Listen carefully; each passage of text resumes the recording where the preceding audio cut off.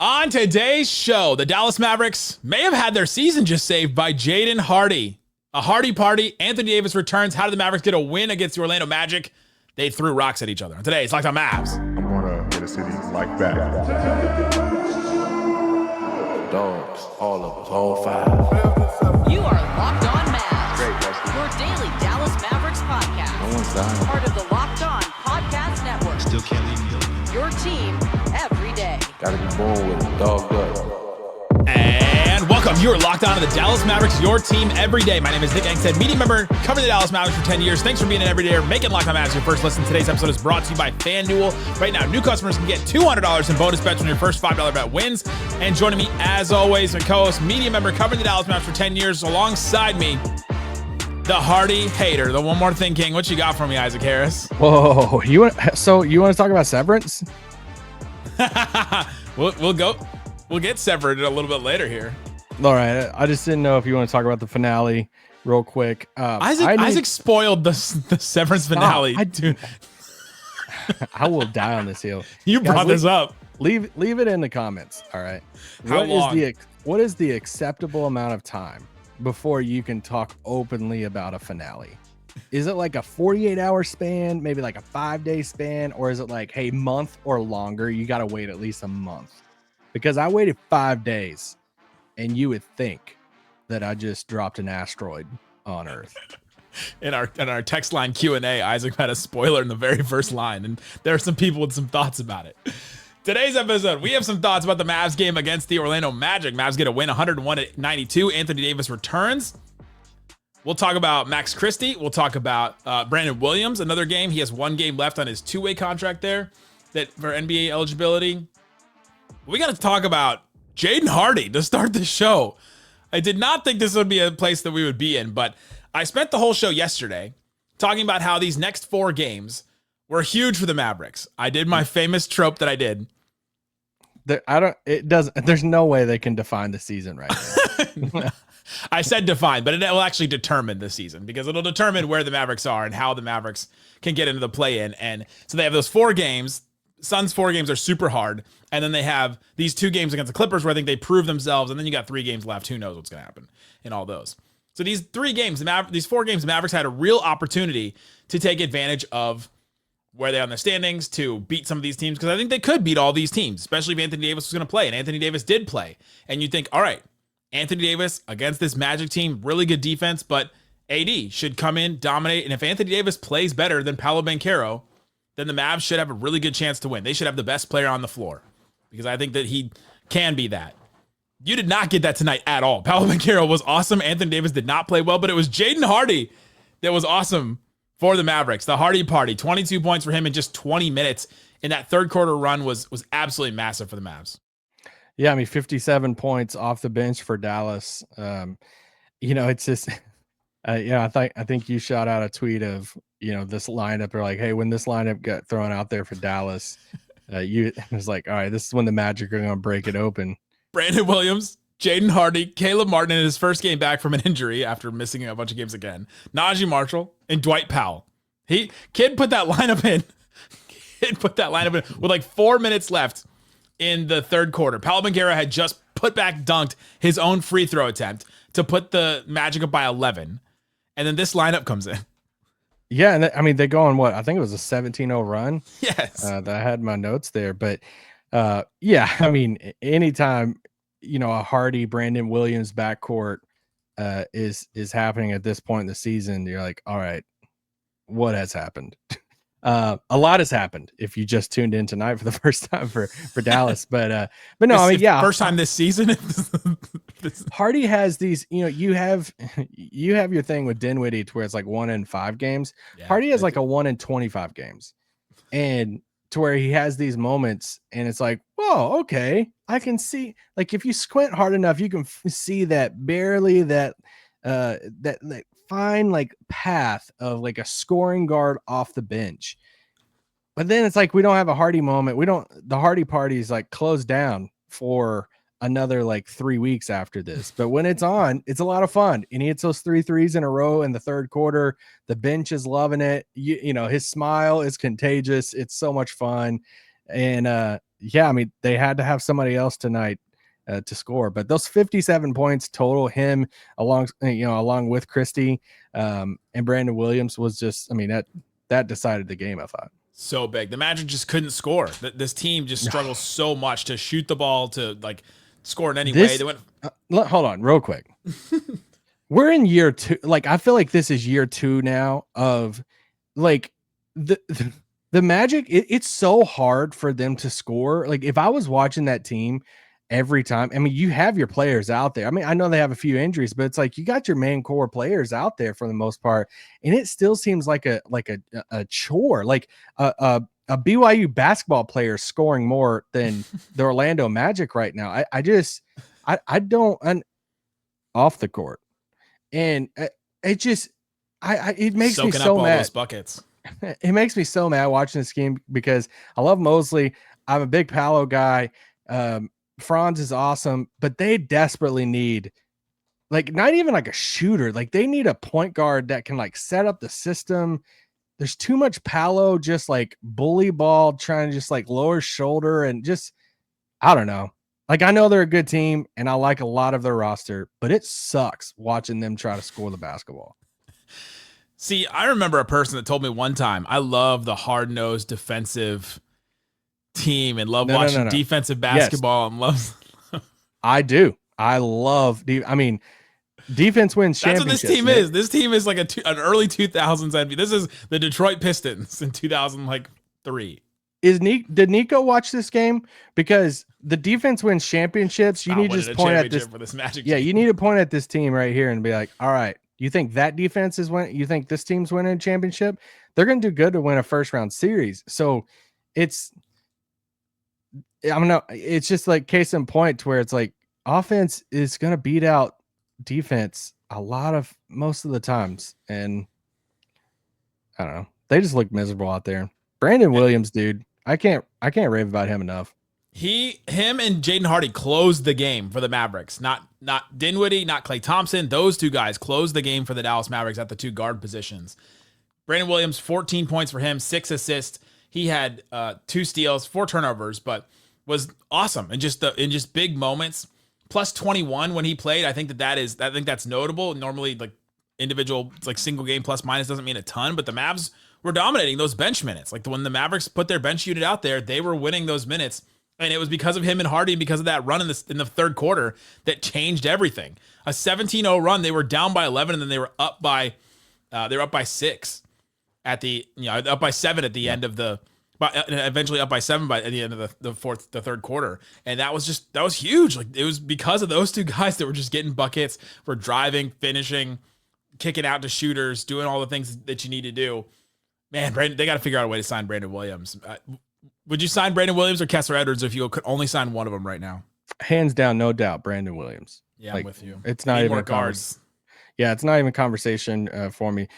We're going to talk about AD in a little bit, but it's kind of tied to that too. I really hated the Kai Jones, injury tonight. He's just an athletic freak. That him coming down on his back like that, I'm like, I don't know if I would. I think I would have just became one with the court. Like, I think I would have just like stayed there and just melded into grow into the court there. I wouldn't get up. But it's like, hey, Kai Jones, is it Kessler Edwards? Is it Brandon Williams? Something like that. You hit that April 10th date. That's the date they can sign somebody for the rest of the season, which is only 3 days after that. But Brandon Williams is that guy. I think he's like legit, like an NBA player. I mean, a lot of these two-way guys, they're just shots in the dark. And I don't know. I'm not saying Brandon Williams is a, long-time NBA starter, but I think he's one of the best. I don't want to like be hyperbole here with is he the best Mavs like two-way player ever? Brandon Williams, the best two-way player in the history of the Dallas Mavericks. I mean, probably, right? I mean, I know it sounds like a ridiculous statement, but I was just like trying to think of two-way guys off the top of my head. I'm like, Slightly and I were going through them last game. There was like McKinley Wright, Theo Pinson was one at one point. You got Greg Brown the third was one. You had like there's been Mavs have had a bunch of them. Yeah, Brandon Williams is good though. I like him. AJ Lawson was a good two-way guy. he has some move. I mean, I still have stock on Gortman Island, but I don't know. He just still has some crafty moves and how he plays the game too. It's his size that obviously kills him for long term of like what he could be, but I don't know, man. He's fun to watch. I like him. Carlik Jones. Carlik Jones had a really good G League career after he left the Mavericks and was good in some other stints. Yeah. But the Mavs' two young guards saved the day for the Dallas Mavericks in that third quarter. Coming up, Anthony Davis did not play well, really at all. What did we see from Anthony Davis, and how did he affect the game? We'll talk about that and more coming up. Today's episode of Locked On Mavs brought to you by FanDuel. FanDuel Sportsbook has all kinds of props and odds you can use to get in on the action. Put down $5 on anything, and you can get $200 in bonus bets. Check out all the things that you can do to make the playoffs. The Mavericks don't have odds to make the playoffs. Clippers, Mavs are about to play them. Minus 1,500, yes. Plus 790 to not make the playoffs. So you think that if the Mavericks play the Clippers in a play-in game, that would be a wild bet to have. If you were picking, I would. You pick Phoenix Suns to make the playoffs. You ready for this one? Ready. Yes. Plus 610.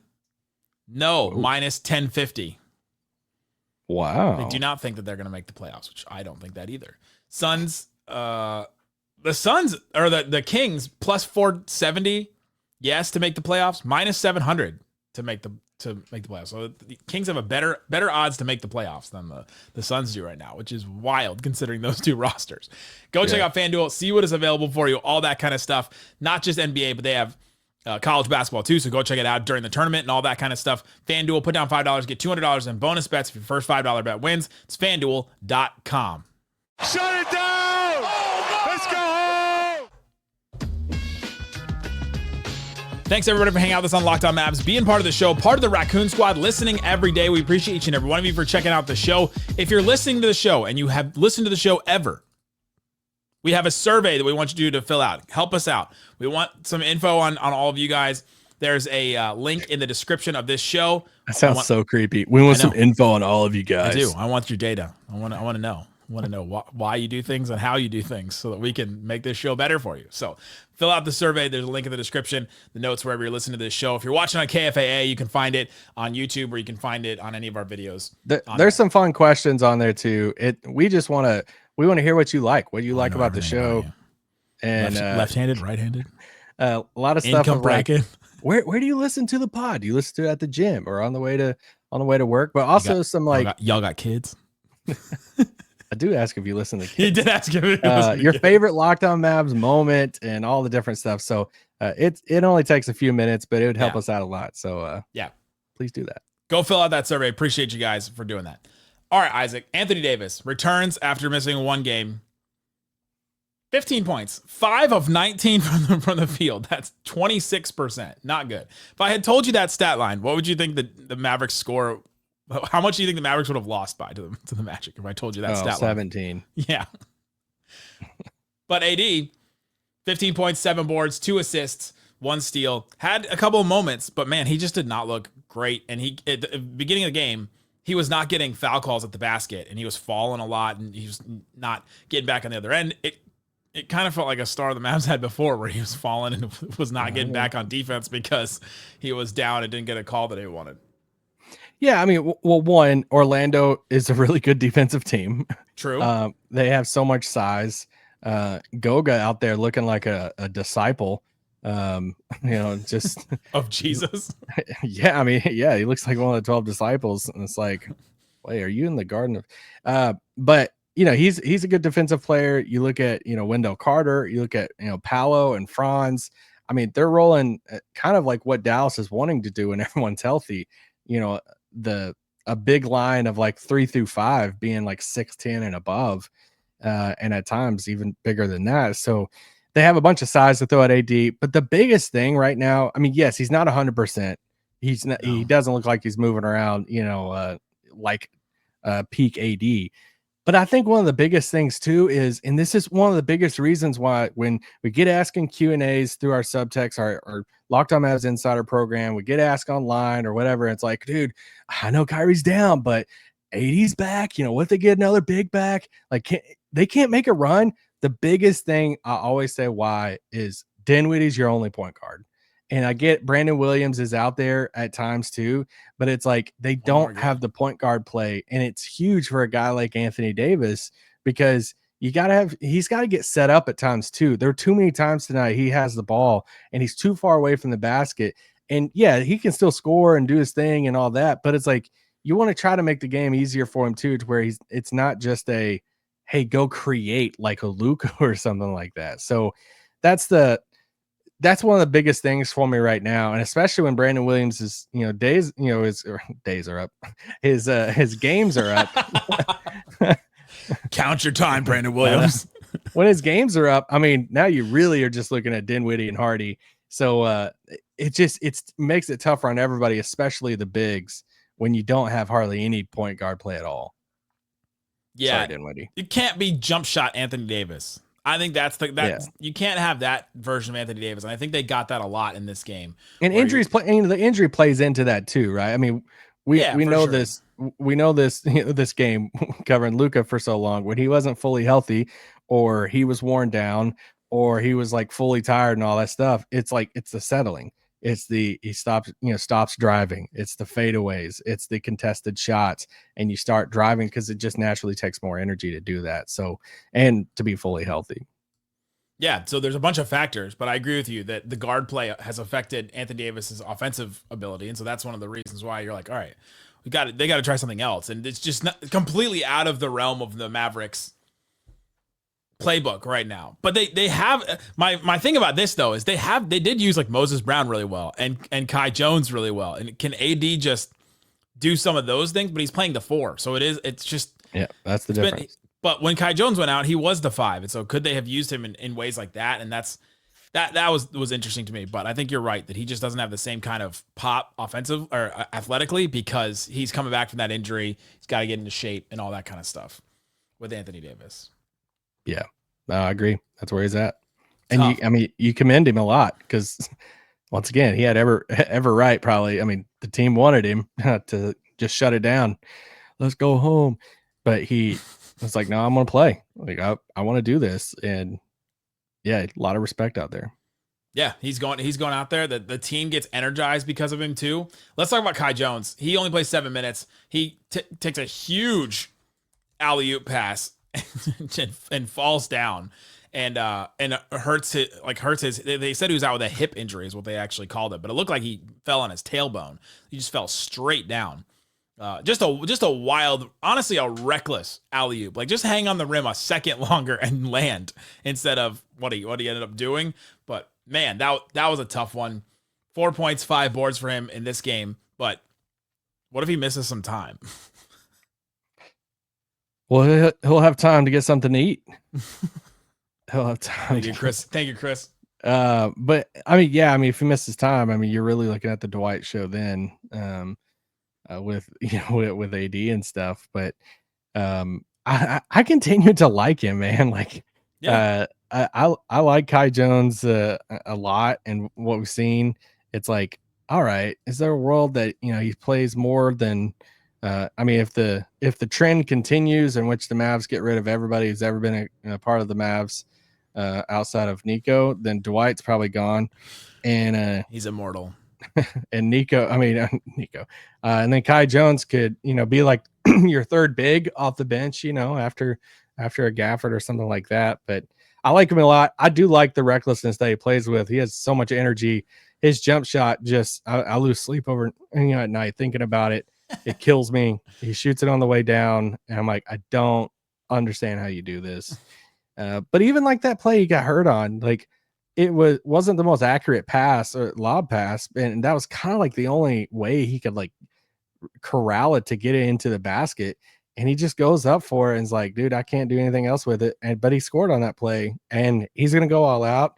I love the hustle that he's given. Get all choked up. It's okay. It's okay, man. He'll come back. He'll be all right. Didn't look like that bad of a fall. There's so many of them now.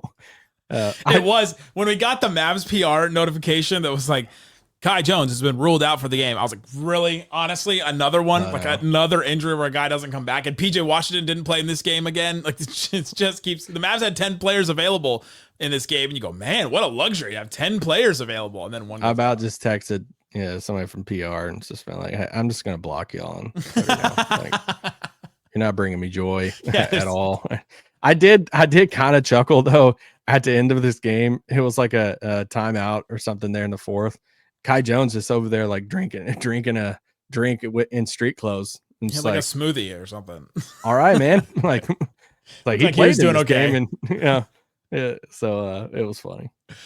Oh man, yeah. So Mavs get a win because of the two guards, but Anthony Davis defensively, I mean, he brought some things, and he's a force in there, and he deters shots, and he pushes guys away from the paint. I mean, 48 points in the paint for the Orlando Magic. Mavs only had 38, but 48 is not super high. So Anthony Davis had something to say about that. And we saw Anthony Davis at the 5 a lot in this game. And we haven't really seen that a lot so far in his tenure with the Mavericks. And so I'm curious to see that a little bit more. Coming up, Max Christie listened to me. He did.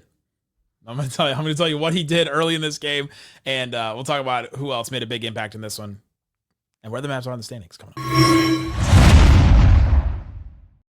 Shut it down! Let's go home! If you're listening to this and you're doing nothing on Tuesday, April 8th, you live in Dallas or in the surrounding area of Dallas, come join us at Four Corners Brewery. We're doing a live show. Myself, Isaac Harris will be there. Slightly Biased will be there. And we will all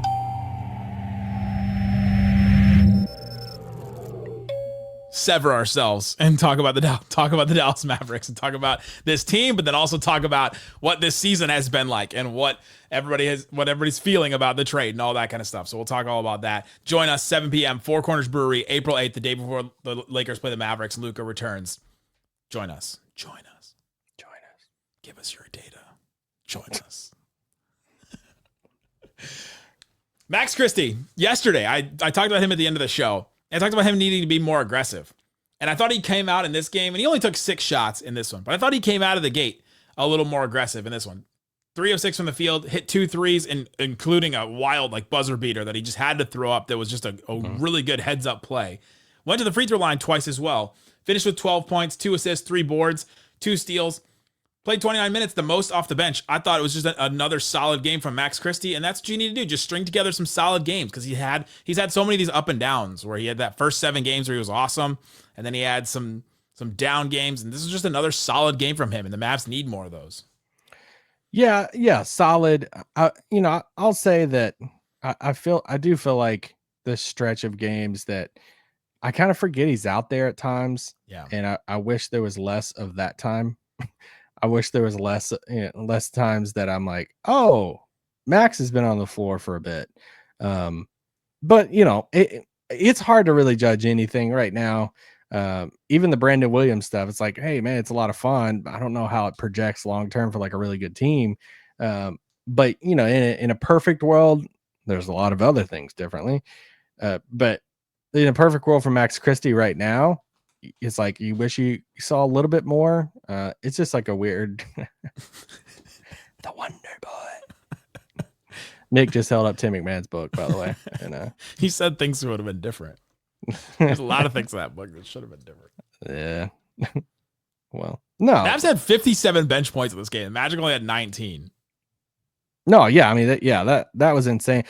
I mean, there were 5 combined 3-pointers at halftime between the two teams. I'm going to take you even further. There was 12 combined points with the first 6 minutes of this game.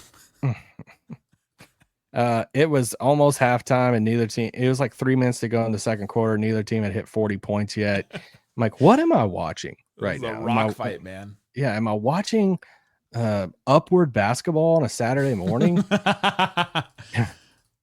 But it was a weird game all around, and I'm like, all right, let's sign me up. We have Chicago coming up over the weekend. Chicago just lost to the Lakers. Boo. Did you see Kevin Huerter make Dorian Finney-Smith bleed? Like, he hit him in the face and made it bleed. Dorian shoved him back, and I was like, That's our boy. No. I was like, that's our boy. He doesn't want any of Dorian. No. The Mavericks currently, as we're recording this, it will probably not be the case, but the Mavs are 9th in the West right now. As we're recording this, the Kings are still playing who are the Kings playing? The Blazers. We'll see what happens in that game. But as of right now, the Mavs are 9th, and they're right in the playoff spot. And this is how bad the Kings and the Suns have been. Yeah. They're not going to be. I mean, if you've been following the standings, there's no shot really for them to move up above 9. It looks like that 6 through 8 there, Clippers, Warriors, Wolves, they're going to be fighting. All 3 of them are within a half game of each other. They're going to be fighting for that 6th seed to be out the play-in. So I'm curious to see how that unfolds. And then you got this, just matchup or battle of titans here at the bottom between the Mavs, Kings, and Suns you do have Kevin Durant, Devin Booker, Anthony Davis, and Sabonis. Like, you do have all-stars that are hanging out. And Dwight Powell. And DeMar DeRozan. Yeah, just the fact that the Mavs are not 9th now, and in 2 days they could be 10th or 11th is, pretty crazy. But in the West, you kind of have like 3 or 4 races right here. You know, the Thunder who are just by themselves. They're just racing against the clock. The Rockets are 13.5 games back. The Nuggets are 15, Lakers 16, Memphis 16. That's like a whole section right there that are all just kind of bunched up within like 2.5 games of each other. And so there's that group right there. Between 2 and 5 is a race. And then you mentioned the Clippers, Warriors, and Timberwolves that are all kind of bunched up. They're all fighting for 6th. And then you have the Mavs, Kings, and Suns who are all fighting for 9th and 10th. It's why the play-in works, and it's why it's a good system. No. I'll never give on the play-in being a good thing for the NBA. The Clippers and Warriors and Timberwolves would just be fighting for position and seeding. Now they're fighting to stay out of the play-in. They will all so they would all be fighting for seeding. You just said that they're fighting to be in the 6th seed. It's an incentive. They gave teams an extra incentive to be better in the middle. You don't think the Timberwolves, Warriors, or Clippers wouldn't be fighting to avoid OKC as the 8th seed? Heck yeah, they would. Yeah, but now they're fighting for 6th.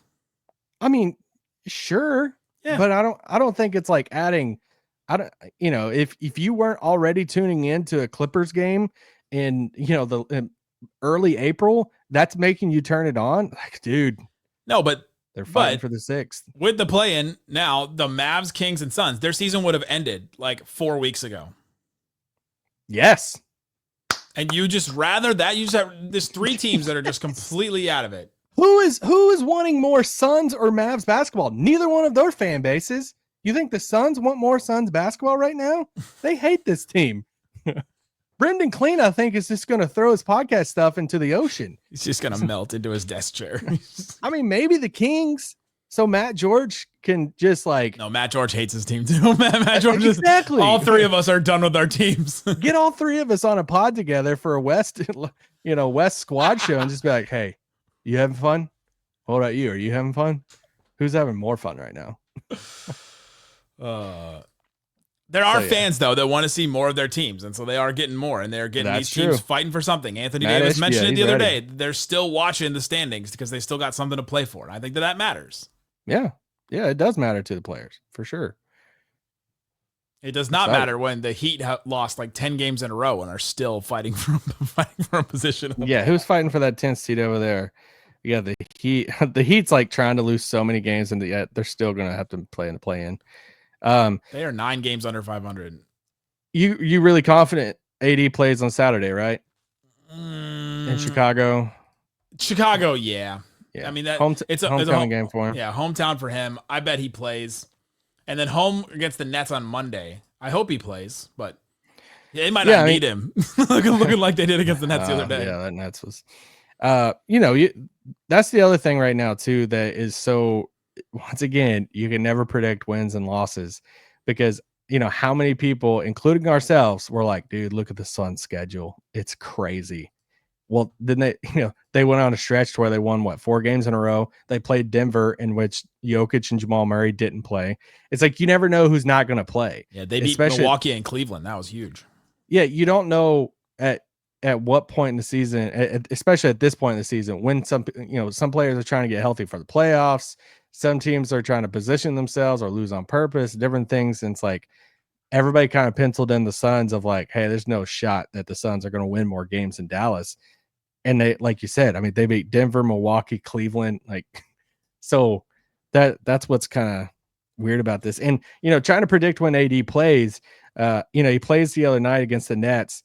It was the biggest tell sign in the world that he wasn't going to play the Knicks, the Knicks game the next night, when earlier in the day it came out, or Jason Kidd said pregame, that Walker Kessler is going to, Walker Kessler, Kessler Edwards. It was going to play his last and final game against the Knicks. It's like, all right, well, he's only playing that game because AD is not going to play. AD is not going to play. Well, AD after the Nets game said he probably wasn't going to play, but he was definitely going to play this against this Magic team, and I'm glad he did. I'm glad that nothing happened.